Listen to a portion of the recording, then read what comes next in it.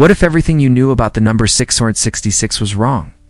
Hidden in ancient biblical manuscripts is another number, 616, that appears in the exact same verse about the beast. But here's the shocking part. This error actually makes solving the mystery easier. Today, we're going to decode one of history's greatest biblical puzzles and reveal the shocking identity behind both numbers. The number 666. The number of the beast is probably the most famous number in religious history. But what most people do and know is that some of the oldest biblical manuscripts don't say 666 at all. They say 616, and this is just a copying error. It's actually the key that unlocks the entire mystery.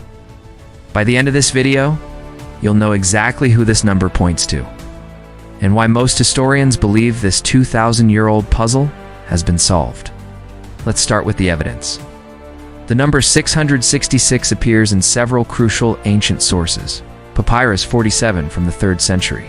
The writings of Church Father Irenaeus in the 2nd century, and two major biblical codices, the Codex Alexandrinus and Codex Sinaiticus, both from the 4th century. But 616 appears in equally important manuscripts.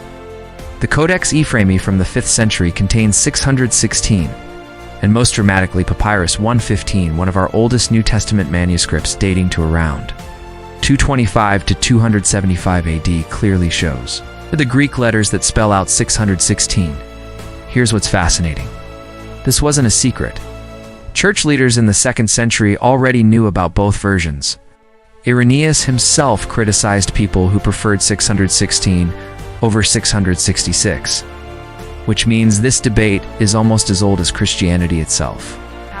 To understand how these numbers work, you need to know about Gematria, an ancient practice where letters had numerical values.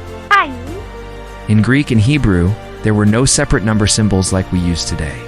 Instead, each letter represented a number. This created a fascinating way to find hidden meanings in names and words. Ancient people would add up the letters in someone's name to get their number. We have graffiti from ancient Smyrna that says things like, "I love her," whose number is 731. Basically ancient coded love letters. Christians use this too. The number 888 was associated with Jesus because that's what his name adds up to in Greek, and opponents of emperor. Nero spread the rumor that his name had the same numerical value as he killed his mother, referring to Nero's infamous matricide. But who is the beast referring to? The Book of Revelation gives us crucial clues. The beast has crowns on its heads, symbols of political power. It has blasphemous names which could refer to Roman emperors who called themselves divine, Son of God, titles that would be blasphemous to Jews and Christians. The beast rules over many peoples, just like the Roman Empire. It wages war against the saints, matching the persecution of Christians, controls commerce and trade. And here's the smoking gun. The beast is associated with 7 hills, which is an unmistakable reference to Rome, the city built on 7 hills. Most tellingly, the beast demands public worship. Exactly what Roman emperors required through the imperial cult. All evidence points to a Roman emperor. But which one? Under Emperor Nero, one of history's most notorious rulers? Here's where the numbers get incredible. If you take Nero Caesar in Latin, transliterate it into Hebrew letters, and add up the numerical values, you get exactly 666. But here's the bombshell. There were 2 common ways to spell Nero's name in Latin: Neron Caesar and Nero Caesar. The longer version gives you 666. The shorter version, missing 1 letter worth 50 points, gives you 616. Both manuscript traditions are pointing to the same person. This explains why Revelation mentions the beast being wounded unto death, but surviving, referring to the legend of Nero Redivivus, or Nero Reborn. After Nero's death in 68 AD, rumors spread that he had survived and was hiding, preparing to return. Later, people believed he would literally come back from the dead. Now, skeptics raise valid questions. Why would a Greek author transliterate a Latin name into Hebrew? Actually, this was common practice. We have archaeological evidence from synagogues where Latin names are regularly transliterated into Hebrew, even in Greek-speaking regions. Another objection? Wasn't Nero already dead when Revelation was written?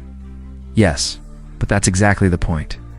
The Nero Redivivus legend was huge during the late 1st century when Revelation was likely written. People genuinely believed Nero would return, either literally or symbolically through another tyrant. Some scholars think the author used Nero as a symbol, like how we might use Hitler to represent ultimate evil, or Napoleon for megalomania. Nero had become the archetype of the anti-Christian persecutor. Today, the overwhelming majority of biblical historians and scholars agree. Both 666 and 616 refer to Emperor Nero. The manuscript variants are contradictory. They reconfirming the same identification using different spellings of the same name. This isn't just academic speculation. We have a promissory note found in the Judean desert that spells Nero Caesar in Hebrew exactly the way needed to produce. 666. Ancient synagogue inscriptions show similar transliterations. The evidence is remarkably consistent. So there you have it, the 2,000-year-old mystery solved. The number of the beast wasn't some future code waiting to be cracked by modern computers.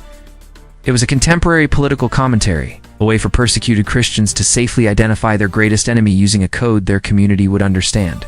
The next time someone tries to find 666 in credit cards or microchips, remind them. Sometimes the most profound mysteries have surprisingly straightforward historical answers.